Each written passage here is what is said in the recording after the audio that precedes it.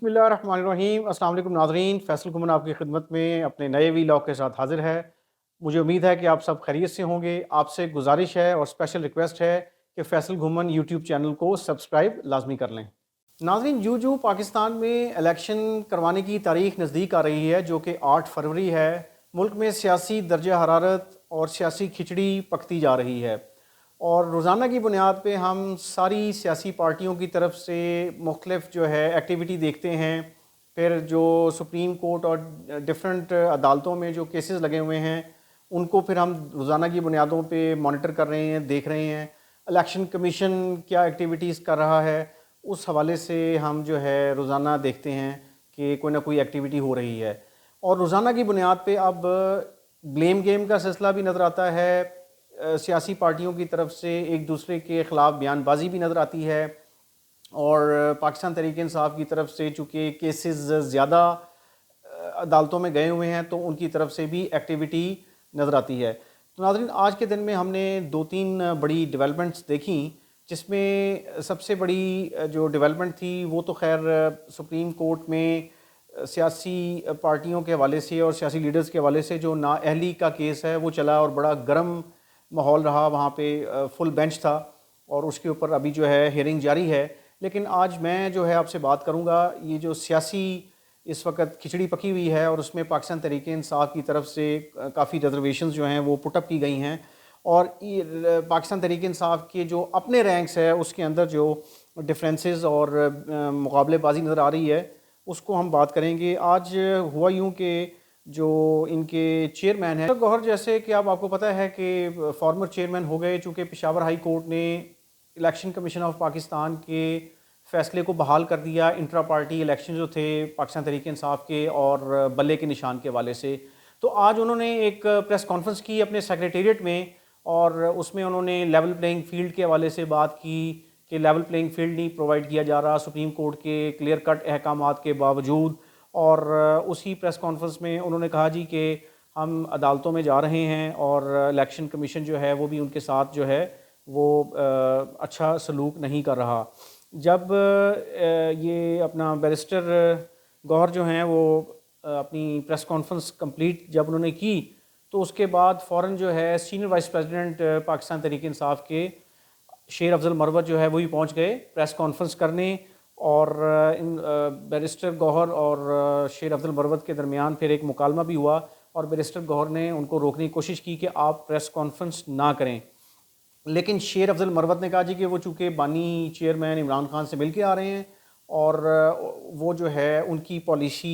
के हवाले से स्टेटमेंट जारी करेंगे। अब यहाँ पे आके बड़ी जो है दिलचस्प बात हुई कि शेर अफजल मरवत ने कहा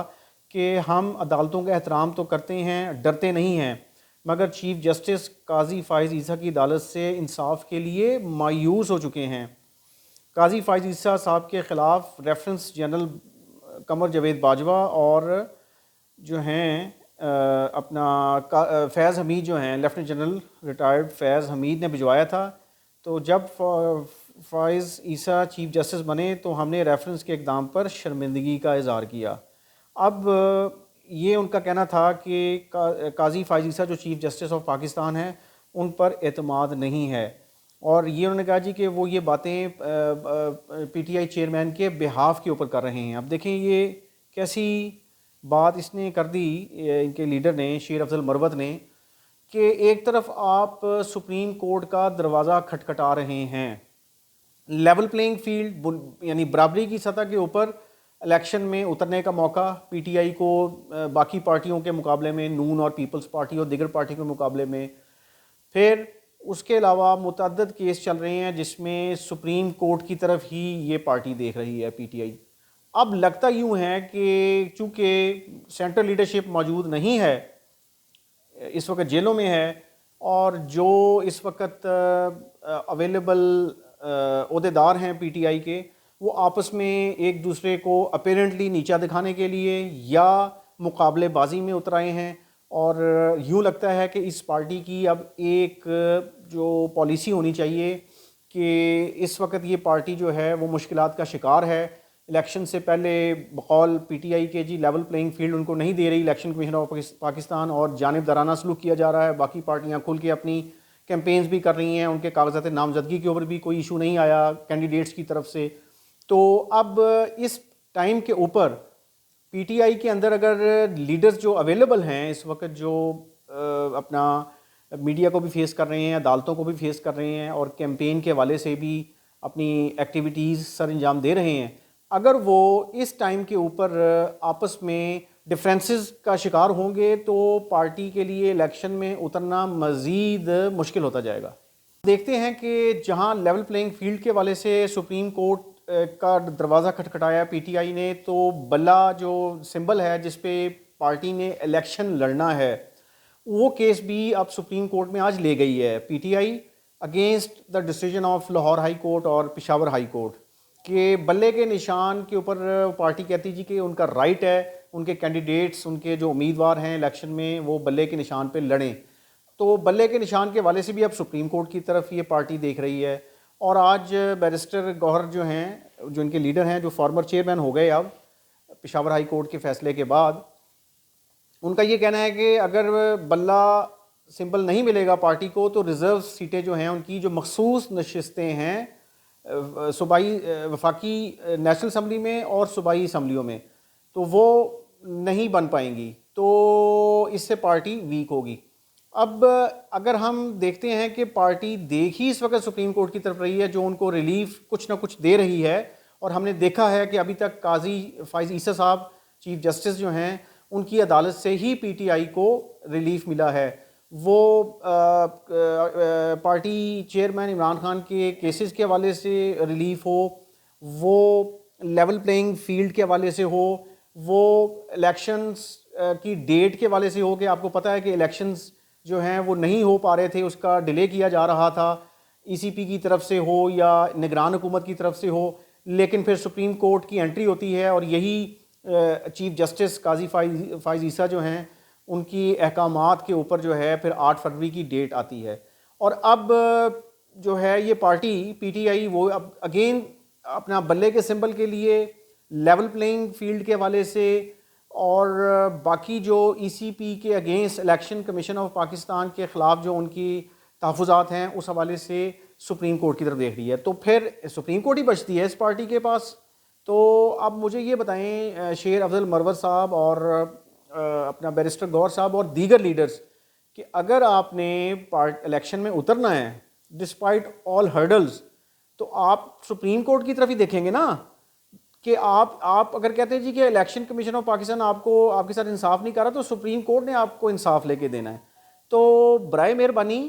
آپ یہ جو اپنا تضاد ہے, آپس میں ڈفرینسز ہیں آپ کے, ان کو سائڈ پہ رکھیں, اور اس وقت صورتحال کو سامنے رکھتے ہوئے سپریم کورٹ آپ کو جو بھی اپنا ریلیف دے رہی ہے وہ ریلیف حاصل کریں اور الیکشن میں اتریں. کچھ آپ کے اب جو ٹاپ لیڈرز ہیں ان کا تو مجھے نظر نہیں آتا, چونکہ بڑے ہائی ویلیو کیسز چل رہے ہیں. بانی چیئرمین عمران خان, شاہ محمود قریشی اور دیگر جو لیڈرز اس وقت جیلوں میں ہیں یا اشتہاری ڈکلیئر ہو چکے ہیں, اور ان اشتہاریوں میں کئی جو ہیں فارمر منسٹرز بھی ہیں, فیڈرل اور پروونشل منسٹرز بھی ہیں, تو ان کے لیے تو اب چانس نہیں ہے. لیکن ان کو مائنس کر کے باقی جو اس وقت جن کینڈیڈیٹس کے نامینیشن پیپرز ایکسیپٹ ہو چکے ہیں اور یا جن کو ابھی جو ہے الیکشن ٹریبیونل جو ہے اس کی طرف سے ریلیف مل رہا ہے, ہم دیکھ رہے ہیں کہ پچھلے 2-3 دن میں کچھ لیڈرز کو ریلیف ملا ہے اور کچھ کی ابھی جو آبجیکشنز ہیں اس کے اوپر اپیلیں ہوئی ہیں. تو آپ اس وقت ریاستی اداروں کو نشانہ بنانے کی بجائے فوکس کریں کہ الیکشن کی تیاریاں کیسے کرنی ہے, کینڈیڈیٹس فائنل کر کے اس کے بعد ان کو کیمپینز کے لیے کیسے سیٹ کرنا ہے, اور جو اویلیبل لیڈرشپ ہے اس نے خود الیکشن کیمپین کے لیے پورے ملک میں کیسے تیاریاں کرنی ہیں, اپنی ورکرز کو کیسے موبلائز کرنا ہے, یہ کام کرنے کی ضرورت ہے. جیسے کہ P M L N, Peoples Party, M Q M, I P P, J U I F اور باقی پارٹیاں اپنی اب کیمپینز کر رہی ہیں یا اپنے معاملات کر رہی ہیں. تو اب آپ کو جتنا ریلیف مل رہا ہے, اب ٹائم تھوڑا رہ گیا ہے, اس ٹائم میں اس موقع پہ جو آپ کے ڈفرینسز ہیں ان کو دور کریں. दूसरी तरफ हम ये देखते हैं कि पीटीआई के फॉर्मर चेयरमैन बैरिस्टर गौहर की तरफ से आज जो है प्रेस कॉन्फ्रेंस में ये भी कहा गया कि जो मैंने पहले भी बात की कि लेवल प्लेइंग फील्ड या बराबरी की सतह पे उनको इलेक्शन की तैयारियां नहीं करने दी जा रही, और ये भी उन्होंने कहा कि निगरान हुकूमत निगरान नहीं रही, पार्टी बन चुकी है, और वो उन्होंने कहा जी कि जमहूरियत इस तरह परवान नहीं चढ़ेगी। और उन्होंने कहा जी कि इलेक्शन जो हैं वो सुप्रीम कोर्ट की मुदाखलत से तारीख दी गई। फिर उन्होंने कहा जी कि सबसे ज़्यादा कागजात नामजदगी पीटीआई के जो कैंडिडेट्स हैं उन्होंने